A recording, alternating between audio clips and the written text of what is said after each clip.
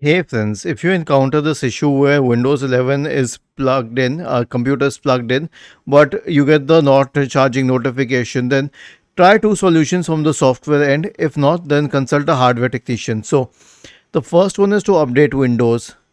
Right click on the Start button and select Settings from the menu. Go to the Windows Update tab and click on Check for Updates in the right pane.